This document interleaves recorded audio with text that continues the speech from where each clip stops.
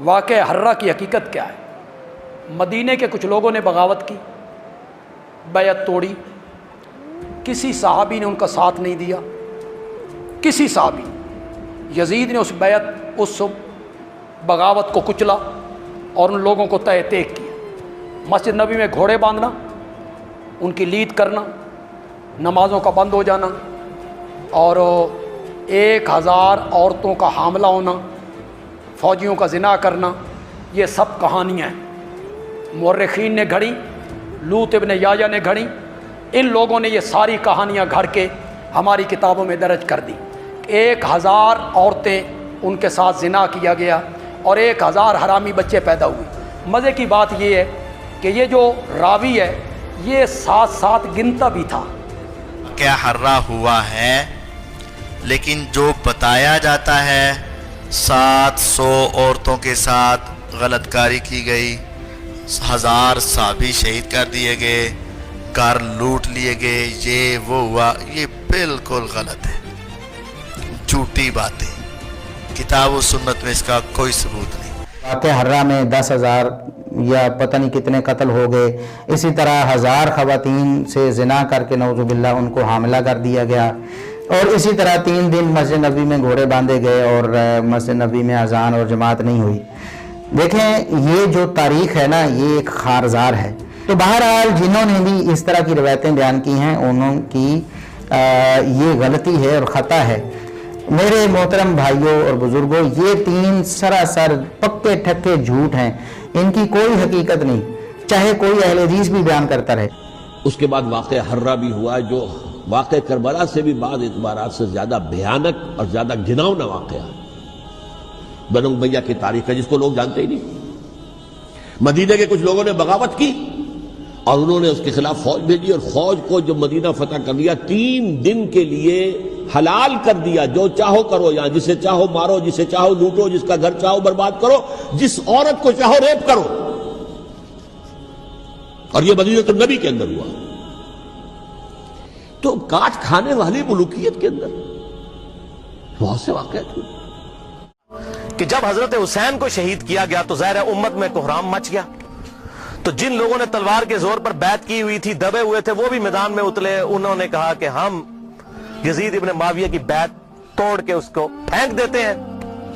سب سے پہلے اہل مدینہ نے بغاوت کی، اور صحیح مسلم میں کتاب الامارہ چیپٹر میں موجود ہے یہ چیز، امارت کے بیان والے چیپٹر میں صحیح مسلم کے اندر۔ اور جب بیعت توڑی تو ظاہر ہے کہ پھر یزید کو غصہ آیا، اس نے پھر فوج اپنی بھجوائی اور اس نے اہل مدینہ کے اوپر جو ہے وہ چڑھائی کر دی۔ 3 دن تک مدینہ تو رسول کو حلال ٹھہرا لیا کہ وہ حضرت عثمان غنی رضی اللہ تعالیٰ عنہ جنہوں نے شہادت گوارا کر لی، لیکن مدینہ میں اپنے دفاع میں تلوار نہیں اٹھنے دی کہ مدینہ تو رسول میں میری وجہ سے خون نہ گرے۔ اس یزید ظالم شخص نے مدینے پر حملہ کروایا اور قتل عام مسلمانوں کا کروایا۔ صحیح بخاری میں کتنی حدیثیں ہیں میں ان کے حوالے دے دیتا ہوں۔ صحیح بخاری میں 2604، 2959، 4024، 4906 یہ صحیح بخاری میں ہے۔ صحابہ کا قتل عام کروایا۔ یہ کہتے ہیں صحابہ کے گستاخ، اور جنہاں دے چمچے ہونا سب تو بڑے گستاخ او جے صحابہ دے جنہاں نے صحابہ نو قتل کیتا جے۔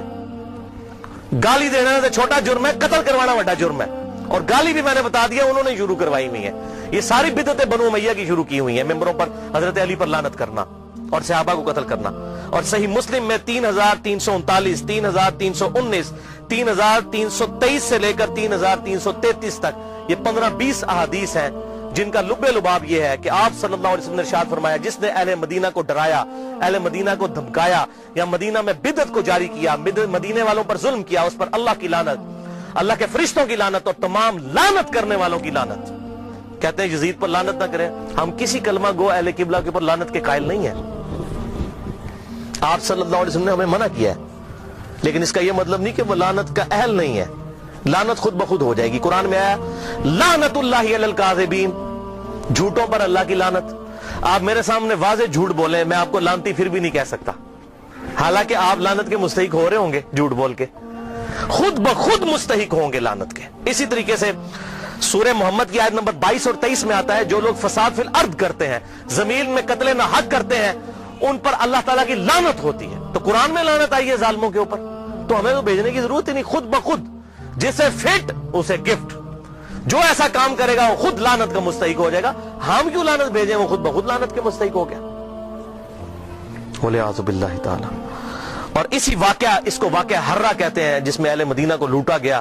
اور یہاں تک کہ حافظ ابن کثیر جو آخری درجے تک اہل شام کا دفاع کرتے ہیں, لیکن یہاں پر وہ بھی تڑپ اٹھے اور انہوں نے کہا کہ یہ یزید نے جو ظلم ڈھایا, 1000 صحابیات اور تابعات بغیر شادی کے حاملہ ٹھہری, زنا کیا یزید کی فوجوں نے. 3 دن تک مسجد نبوی میں گھوڑے باندھے, وہاں پر پیشاب کرتے رہے اور مسجد نبوی میں نماز نہیں ہوئی.